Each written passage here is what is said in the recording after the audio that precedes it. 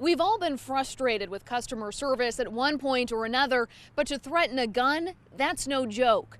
Outrage tonight from people living in Webster following a string of vandalism.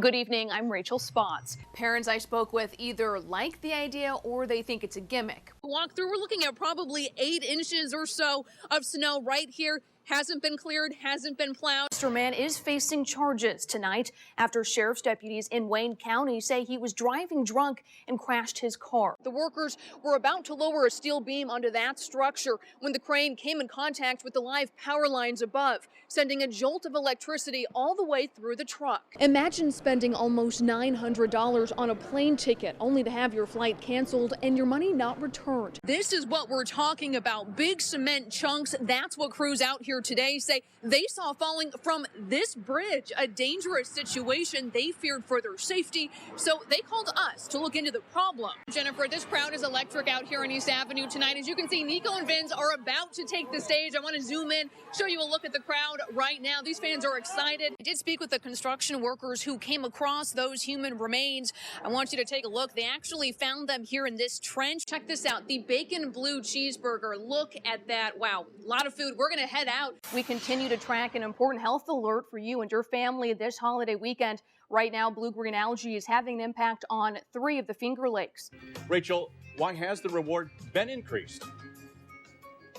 Well, yes, Scott, Rochester police are hoping that by increasing the reward that it will encourage people with information to come forward. And thank you for watching Rock City Tonight. We hope you will join us right back here for News 10 NBC at 11. Have a good night. The concert is now over, but now cleanup has begun. As you can see, crews are clearing out the stage here behind me. If you have kids, you know back to school shopping is inevitable. This year, a new report shows costs are at an all-time high. So with you paying more in school taxes, could districts be doing more to ease the burden on parents? There's more to buy, so we have to spend more to get the supplies that they need for school. Bill Leiden has 3 young kids, and when it comes to back-to-school shopping, he says there's a long list of must-haves, and it gets pretty expensive. What are you guys doing to kind of cut down on some of the costs?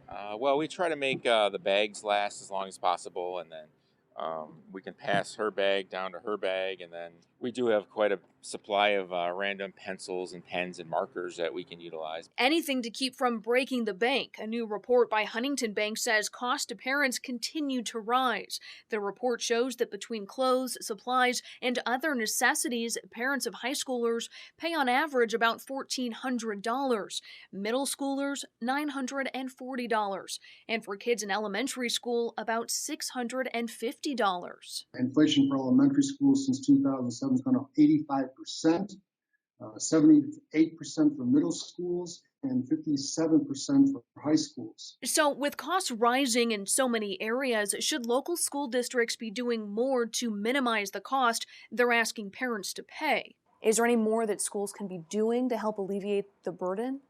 It's interesting. So as we look across the county, we have a range of things that school districts are doing. Michael Perro is president of the Monroe County Council of School Superintendents. He says some schools have actually cut down on what they're requiring. Other school districts have a limit on what parents can be expected to pay. What are some of the things that you are doing here in this district to help parents who may need it? We have a few different examples, I think, relative to supplies and financial hardship. One of the things that we've done several years ago is we've asked teachers that work in teams, for example, to look at their supply lists and to streamline what it is that is essential for kids to have on their supply list. We want kids to feel included. We don't want finances to play a part in how they feel about being at school. And if you at home are having a tough time affording supplies, you can contact the State Parent-Teacher Association. The number is 518-452-8808. They can put you in touch with someone at your child's school who can help. Rachel Spots, News 10 NBC.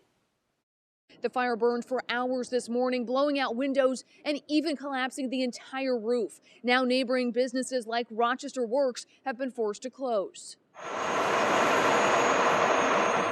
And I got here and it's just craziness next door.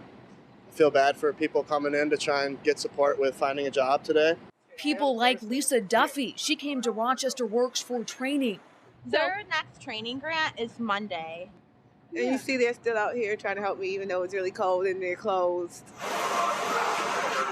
It took more than 70 firefighters to get the blaze under control. That's 3/4 of the Rochester Fire Department's on-duty force. Richard Bachner lives nearby. Well, I woke up probably around 4 o'clock and I started seeing lights from the fire trucks. And so I looked out of my second-story window, and I live about a block away, and flames were coming. I could see flames from the top of the building.